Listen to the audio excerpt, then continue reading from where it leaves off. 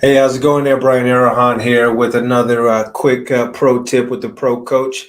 And I just wanted to share you some perspective on how clients love visual aids, right? Visual presentations, visual content to help aid in you being able to present or make a point in a presentation or just in passing by or in just follow up, right? One thing that we know, and I see a lot of times, in coaching, consulting, and having conversations with a lot of agents, one of the biggest challenges agents have is forgetting to not rely on just telling, right?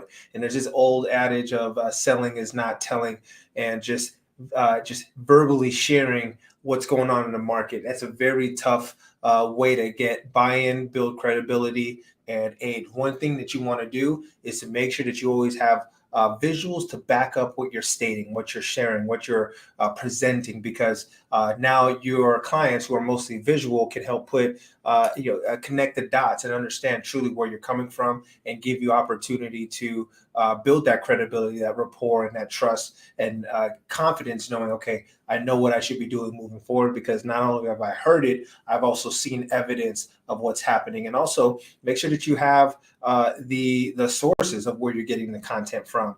A lot of agents don't know or realize that you can get a lot of great content from National Association of Realtors, whose job is to provide visual aid and content and other resources to help us make our points to our sellers and our buyers overall. So just as an example, if I were having a conversation with a seller today and or a buyer, letting them know that, hey, it is still a great time to make a move, because what we're seeing right now is that we're still at a low, extreme low when it comes to distressed housing, right? And so just showing a visual. And if you look at, my goodness, Mr. and Mrs. Buyer, when you look at back in 2012 and all of Southern California, look at the amount of distressed housings properties that were on the market compared to where we are today, almost non-existent. So that's just one example of a chart that you can share. Also, same thing with a buyer, right? When a buyer comes in and is like, why would I want to buy today? Rates are so high.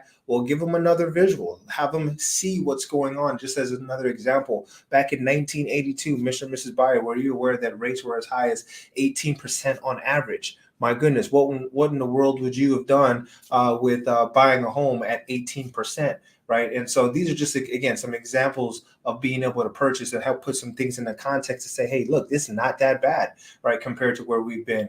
I love also comparison charts, right? We're looking at where we were versus where we are today. A great example of where of a nice comparison is the Great Recession. Right, how many homes were on the market compared to where we are today? And there is still a fact that we have still limited supply of inventory. Back in the Great Recession, we had low demand versus we have low demand today in retrospect, because of the way our rates are right now. And yet we're actually seeing signs of that's actually heating up. It's trending up. Demand is on the uprise. As far as supply, right, we have, a low supply of inventory and low demand, which is actually creating balance, and yet that balance is moving towards that seller's market in a lot of areas. Right, so these are some conversations that I would have with buyers, sellers, and investors, letting them know exactly where we are today compared to where we've been, and just giving them some confidence to know that it's not all bad out there. And again, these are some very complex strategies or ideas. We're talking about interest rates. We're talking about distressed housing. We're talking about supply. We're talking about demand.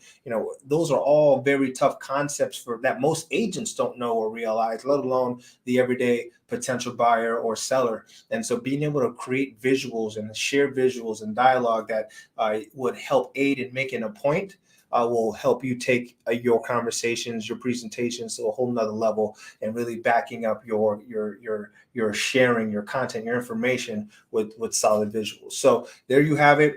Make sure that every point that you're making with your sellers, your buyers, have visuals backing them, supporting them, and visuals that you can share, you can give them, post it on social media. Make sure that you're emailing out on your newsletters. Using this type of content will only help you show up more credible, more trustworthy, and have a high levels of rapport with your people, because now everything that's sharing is fact-based, it's evidence-based, and it's coming from a place of education. Right. And so when you're an educator, and a great mentor of mine just once said, the most successful person, right, the most successful salesperson is an educator first. right? And so if you're an educator first and you're educating, you're coming from contribution, you're sharing, and you're putting together great visuals and presentations, much like I've shared with you, then now that takes your game to a whole nother level on how you come across to your friends, family, coworkers, and just potential clients out there overall. So there you have it. If I were you, I'd be looking out for great content that I can save, record, keep, and be able to redistribute later to help make my points in the market, right? So about housing, what's going on with sellers, buyers, right? Inventory, interest rates, and yet also what's going on in the economy. Have content that you could share that is simple, that you can very easily be able to get it out there and be able to explain what's happening with the economy, whether it be geopolitical, inflation, what's going on in the GDP. What does it mean when we're in a recession? All those little things are going to help you be able to